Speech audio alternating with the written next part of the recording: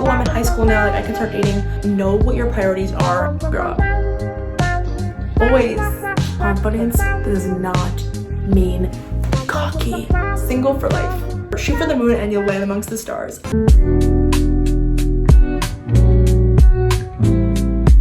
Hey guys, and welcome back to my YouTube channel. So if you're new here, hi, I'm Nicole, and if you're not, thank you for coming back. Go hit that subscribe button because today we're gonna be talking all things girl talk. So this might include red flags in guys, period talk, high school advice on classes and friends and toxic friends, and literally everything girl talks. So without further ado, let's get right into this video. Alright guys, so we got my trusty computer out. Everything I'm gonna be talking about is here in my notes app, ready to begin talking about.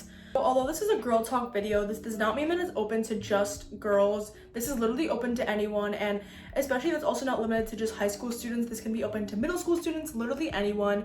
I know I used to watch a lot of high school advice videos when I was in middle school, even though I was in middle school, but literally anyone can watch this video. So just wanted to preface the video by saying that. And also, just because this is my advice, that does not mean that you guys have to take it. By all means, this is just the advice that I've accumulated over my 16 years of living. If you would like to use it, that's great. If not, that is totally fine with me as well. If you would like to grab a snack or a drink, this is going to be a talking video. If you want to have it playing in the background, that is totally fine. So please go get comfortable and let's talk some girl talk. Let us talk about the first thing of girl talk.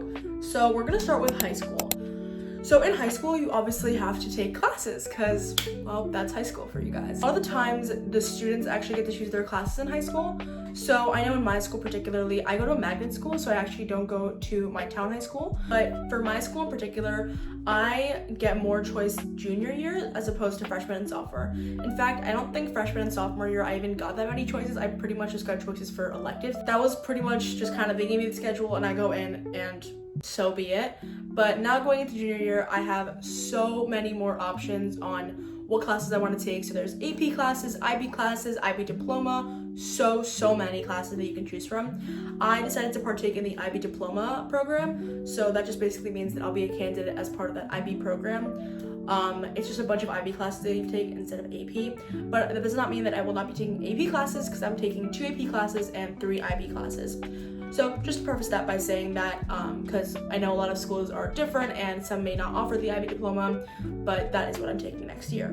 So in 8th grade, my hometown friend group kind of split up. We all kind of went to different high schools. We all kind of applied elsewhere to different magnet schools. So with classes, I would recommend taking rigorous classes. A lot of colleges look out for more rigorous classes. So yeah, you can take, an easy A in a regular class, or you can try a more advanced class like an AP class and get a more rigorous workload, but definitely a grade that will, definitely reflects that it's rigorous.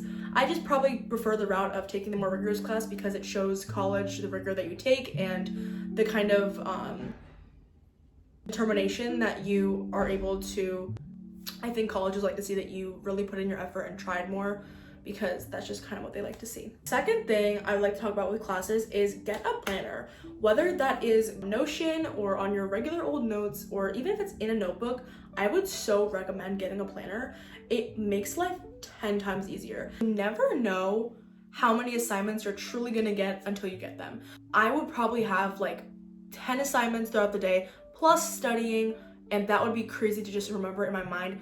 So instead of writing it down, I'd much rather go on notes real quick and on my notes app on my computer and quickly type it down, because I don't know about you guys, but I definitely do not write as fast as I type. I type in like 2 seconds, write in like 20 minutes. I definitely recommend going on your computer, typing it really quickly what assignments you have, and you'll remember it for the rest of the day.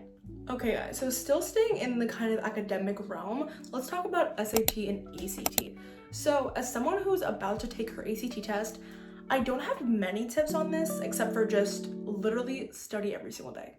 And as unfortunate as that may sound, a lot of my friends are choosing to take it during this time right now, and I think that's the most efficient time to take it, in my opinion, just because junior year is just about to start. So you pretty much, for most schools that I know, have already gone over the amount of math that is covered on the SAT/ACT. And on top of that, junior year is just about to start. You're about to go through this crazy workload of courses, and you don't really want another test to study for, especially a longer one that has a big impact. So I would definitely recommend kind of getting that over with and starting in before junior year, like right before junior year or during sophomore year. I was someone who definitely didn't want to do it sophomore year just because I was so stressed out with sophomore year going on. So I've just been studying this whole summer, and my test date is September 6th, so wish me luck in the comments because it is not for the week.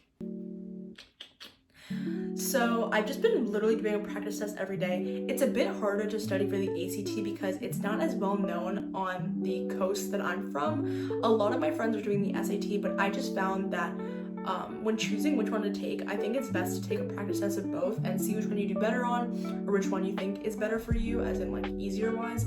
I personally just found for me that the ACT was easier to take, so I decided to register for that one. So I will in fact be taking the ACT September 6th. I'm scared. Choosing one, take one of both and choose which one is better for you, whether it's easier wise, whether you finish in less time, which score was higher. I'd probably go with whichever score was higher, but that's just me. And then with studying for it, I would honestly recommend taking a practice test every single day because that's going to give you the most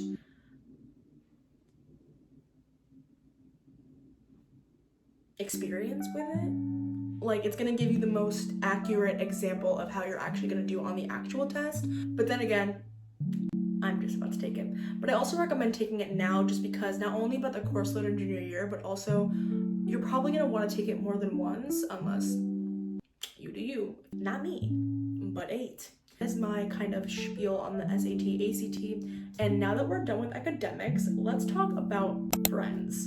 I have a lot of stuff on friends. That longest one, it's on friends. So friends in high school is difficult. I'm not even gonna sugarcoat it. It's definitely something of an experience that we all have to go through, but I think for me at least, it definitely helped shape kind of who I am. If it wasn't for all the different friendships that I got to experience freshman year going into a whole nother school and finding out, you know, my niche interests versus other people's niche interests and hobbies and etc., what sports we like to do, then I wouldn't have found kind of like who my truer friends are today. So I obviously entered this new school and there were so many opportunities jumping at me. I remember for the longest time freshman year, we would go to the mall like every other week with like a new friend group just to experience meeting new people. And honestly, I do not regret anything about doing that. I think that was such a good kind of first instinct to have, to just immediately branch out, try to find people online that I saw were going to the same school. People would typically put it in their bios like, oh, like school, 27, or, you know, what grade you are. And the minute I kind of started finding people like that, it was much easier to find more people like that. And honestly, with the niche interests, like if you're going out with someone who's completely kind of out of what you like to do or like who you like to hang out with, then I still recommend going out with them because you never know, you can change and maybe they are in your kind of realm of interest. But I think it's super beneficial to just kind of experiment. You're going into a whole nother school and you're going into high school to begin with. So I think it's super important to kind of just balance out your priorities. So is it more important to kind of think that you're popular and just stay popular if you were in middle school? No, because what is that popularity truly going to take out of you? I recommend, and especially for me, I noticed this, like people whose interests match mine, we started connecting a lot more. One thing, and it doesn't even have to be hobbies or sports or anything, it doesn't have to be a materialistic thing either, like, oh, you know, she likes jewelry and I like jewelry too. Obviously that's not a long-term type of friendship to make. It could be, go you, but probably not for me. But for me, a lot of the time I found people who love humor. I would immediately connect with them. I'm definitely someone who is more kind of on the humor side. I love to make a lot of funny jokes. I love to laugh with people, make good memories through that. And I met one of my closest friends at my school now, and her name is Gabby. And I literally love her so much. We connect like no other. And it was just such a refreshing kind of thing to meet someone who matches your almost exact personality. I think I definitely got a rare find with that. I think that was actually crazy that I found someone who literally mirrors my entire personality, whether it's fun or sad or scared or literally anything else. And I'm so grateful to have met her. And I think it's because I put myself out there. If we have a whole backstory to this, but we actually went to a trip my beginning of freshman year before the actual year started. And if I weren't to have met the people that I did, then I wouldn't have met her. And it's almost like the butterfly effect of like, or the domino effect, however you like to call it. If this didn't happen, then this wouldn't have happened. My biggest advice is put yourself out there and don't be scared of making friends. Like, everyone is going to this new school. Everyone is thinking the exact same thing as you of, uh-oh, maybe she won't like me. Just do it. Just go up to there and be like, my name is this. Hey, nice to meet you. What's your name? I know it's definitely easier said than done, but once you do it, you'll both feel so relieved. Also, besides just kind of going up to someone, I think the spaces for where you meet your friends are also incredibly important. For example, yeah, you can join clubs, you can join sports as well, or literally any academic space. Those are great for finding new people. I remember I just recently went and submitted my application for some leadership event, and my school kind of chose me to represent them. So I went there and I met some of my best friends. I love those people so much and I was so grateful to have met them, but that would have never happened if I never submitted my application to that program. So it's those experiences like that you just have to kind of go for and shoot for the moon and you'll land amongst the stars. I love that saying so much because it's so accurate. I shot for the moon, I shot for that program, and I landed amongst the stars of meeting such close friends. We clicked like this in that group, and it was just such a memorable experience that we still kind of talk about it to this day. But still on the topic of friends, let's talk about toxic friends. So I've definitely had my fair share of toxic friends. Everyone is going to experience toxic friends, and I don't think that you shouldn't experience toxic friends either. I think that it's so beneficial and it literally shapes the person who you are. If I had not gone through these relationships or friendships with these people, then I would have never been who I am today. Now I know that trust is not an easy thing to give to anyone. How do I know if they're toxic? I would always get the advice from my dad of, if they don't make you feel good about yourself after you're hanging out with them, they're probably not the right people that you're hanging out with. Now I've met so many people, or I've stayed friends with so many people who have changed and literally make me feel much happier after hanging out with them, as opposed to how I used to feel, which was just absolutely torn. And I would walk out of these hangouts and just literally feel as if people have pulled at me from literally every single side. And I would get upset, and I would get upset at myself that I would let people kind of walk all over me like that. Sometimes you have to realize that those friends that you're calling friends aren't actually friends. And the sooner you realize that, the better, because after your hangouts, you should feel relieved. You should feel refreshed. Oh my goodness, like I just hung out with the best person ever. Not, oh, should I dress like this? I don't know. She kind of made a comment like that. If someone does kind of make you feel that way, probably should start to distance yourself. Now, I'm not saying to have bad blood with anyone. Please do not have bad blood with anyone. That is never the right answer, because that just causes so many more unnecessary problems that you just don't need in your life. Because first of all, it takes 10 times more power to hate someone than it does to love someone. Also, second thing is that it doesn't help you anyway of hating someone. Like, you're only gonna make yourself feel worse for having that hatred in your inside to hate someone. So I just don't think that it's best to hate anyone, and especially why start, drama with someone when what is gonna come out? You gotta, prioritize your wants and your needs. Set your priorities straight. How good does this person truly make you feel? And do you feel torn after hanging out with them or refreshed? Obviously, it's not good to have gone through a toxic relationship, but when you're outweighing the good from the bad, I think it definitely carries out more good than it does bad, because even if you hurt in that 20 seconds of hanging out with them, in the long run you realize that, okay, wait, now I don't want to be friends with that type of person, or I learned more about myself. They're not worth my time.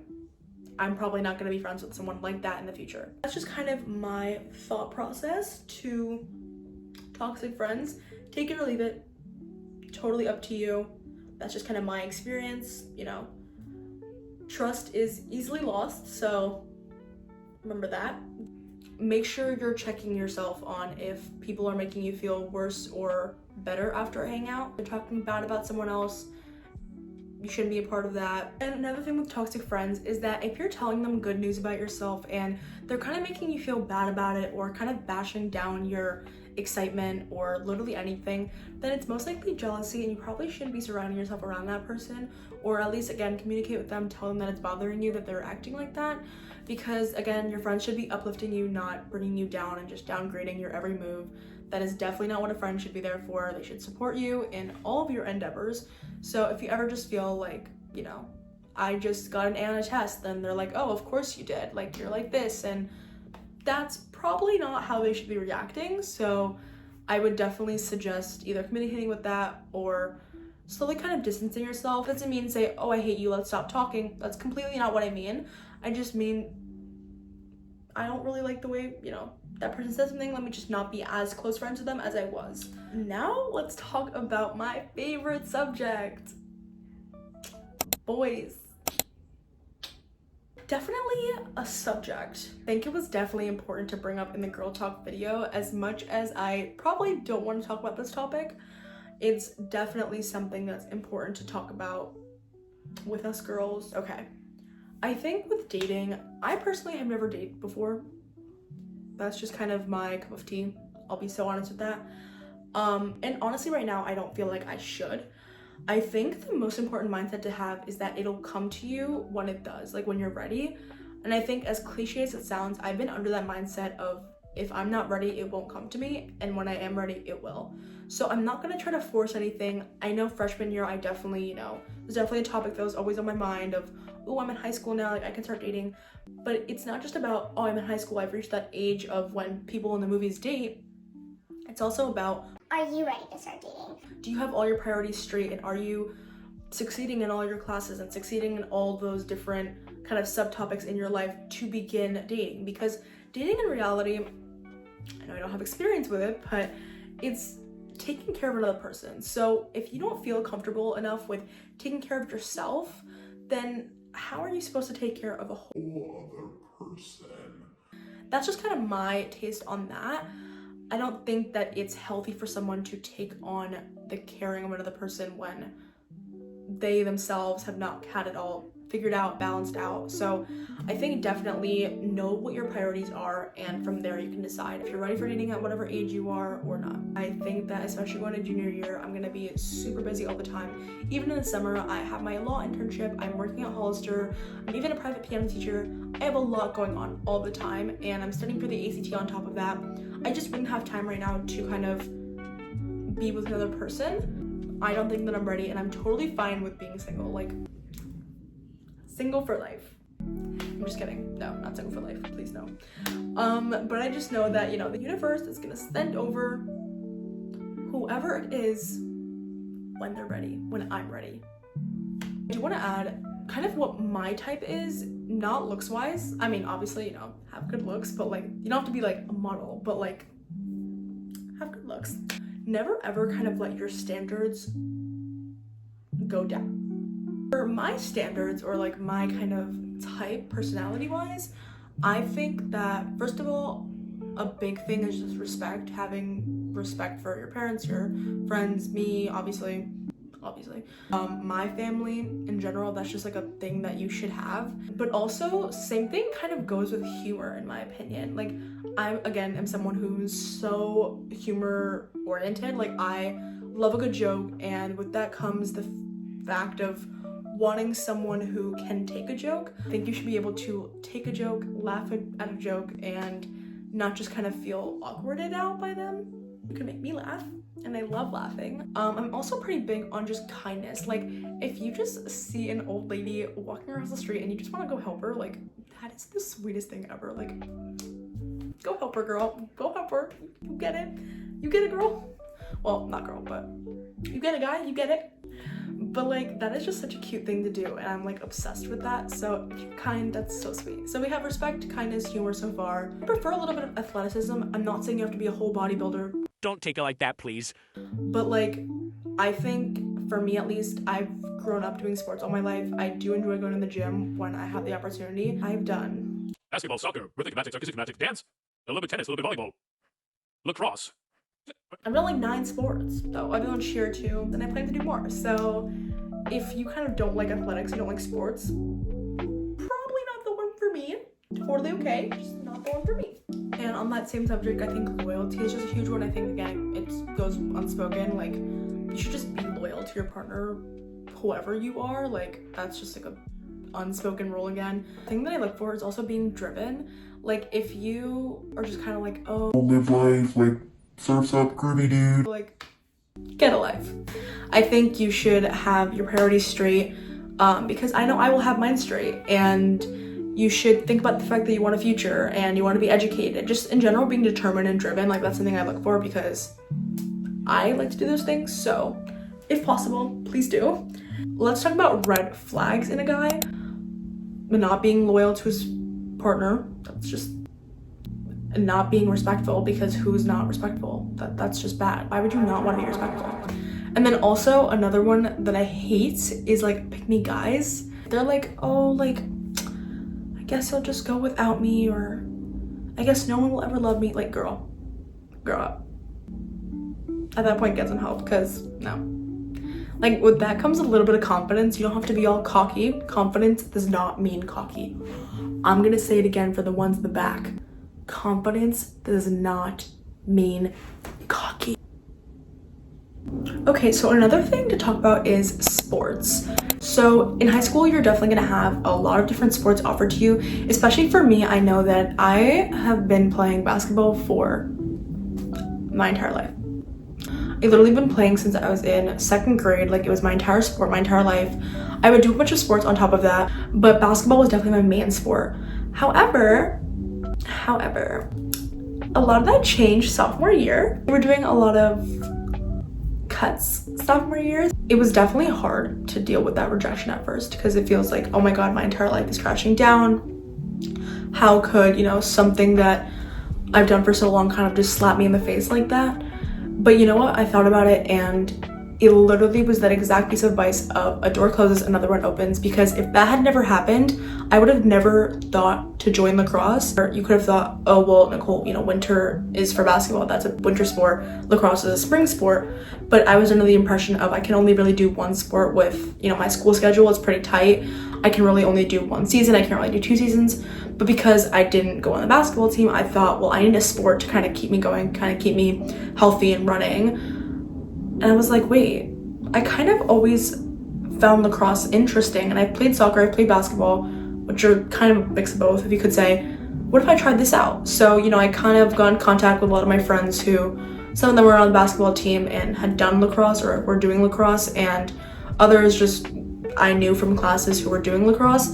And I got in contact with them, and I started asking them more and more about it. Long story short, went out for the tryouts that one day, and life changed, because guess who made the team? And I was happily playing lacrosse last year, well, until my little injury. It kind of took me out for half the season. That's okay. Hopefully next year that's gonna happen, and hopefully I make the team. But I literally fell in love with lacrosse, and it was genuinely one of my favorite sports I'd ever played. I don't know what it was, but especially meeting all these new people, that was literally, it just felt like my sport. For context, we didn't have lacrosse at my hometown, so I had never had any exposure to it. So I literally only picked up a stick probably like a month before practice or before tryouts, just to kind of get in that groove and start learning about the sport.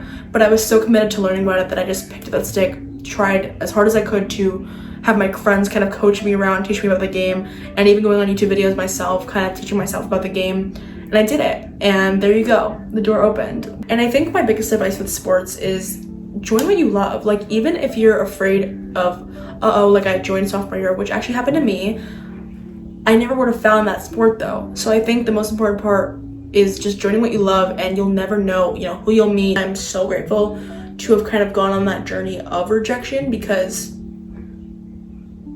another door opened.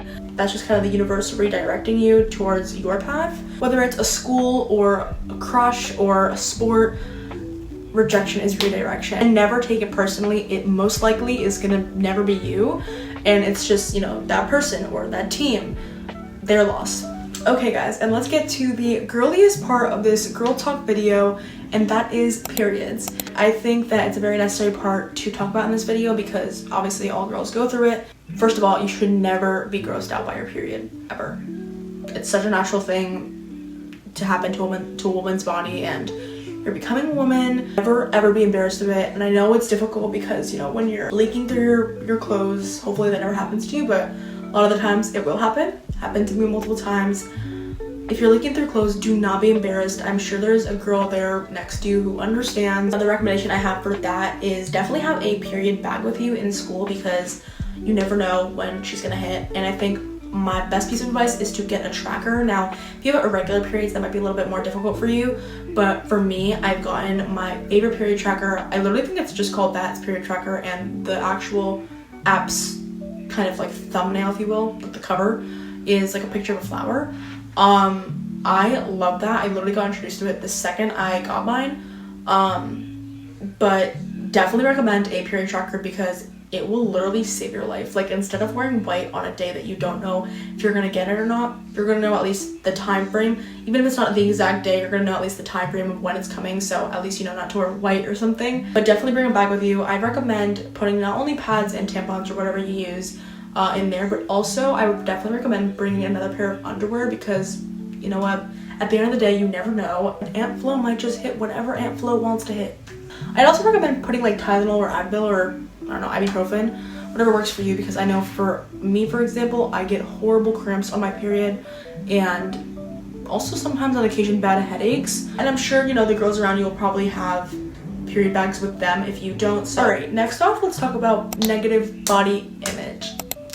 I think this was something that I definitely wanted to bring up in the course of this video because it's such a prevalent thing amongst our like society, and I think it's definitely something that I wanted to mention in a girl talk video because it's definitely a huge thing that girls face of comparing themselves to others that they see, most definitely because of social media. I know I've done it 1,000 times, everyone is guilty of doing it, but the most important thing is how you kind of progress after that. Or you're gonna keep putting yourself down and saying, oh, I wish I had her nose, or I wish I had her body, or I wish I had her smarts, or whatever. That's so not the right path to take, and I think I love the advice of comparison is such a thief of joy, because why put yourself down thinking that someone else has it better than you when they're probably thinking the same thing of, oh, I want her nose. In general, for anyone, literally looking in the mirror thinking that you need to change something, obviously if you're unhealthy about something and you want to, you know, lose weight or gain weight, that's different, that's a different story, that's, you know, physical health. But with your mental health, that is so equally as important. Like, if you're looking in the mirror thinking that you should be someone else, you should look at your body and be confident. I think the best way to look at it is to just look through the lens of comparison as a thief of joy. Why would you want something else when you were made by the universe this way? I think the most important part is to just understand that you are so perfect the way you are, and you are so beautiful, and nothing about you should change in order for you to perceive yourself as beautiful. In the morning, do your morning routine, but then at least take 5 seconds of your day to just look in the mirror and say, I am so beautiful. Wow. I am so grateful and lucky to be me because I am so beautiful. I am so smart. I am so literally everything that I wouldn't want to be anyone else. Everyone is beautiful in their own ways, and the sooner you realize that, the better it is going to be for you, because otherwise, who are you truly hurting when you say those things to yourself? You're just hurting yourself. All right, the next thing is how to get out of a rut. So by that, I just mean like if you've just been feeling so unproductive lately, you don't want to get out of bed, you don't want to do anything, you just want to doom scroll all day. Sometimes that's fine. We all need kind of like a brain break, and I think I definitely do it all the time where I kind of, you know, just literally doom scroll for like an hour, but I think the hour should be the limit. And if that means you have to set a screen limit for yourself, by all means, please do. I've done it for myself, and I think I've definitely seen improvement. Like, if you're waking up in the morning and you're immediately going on your phone, that's not gonna help you at the end of the day.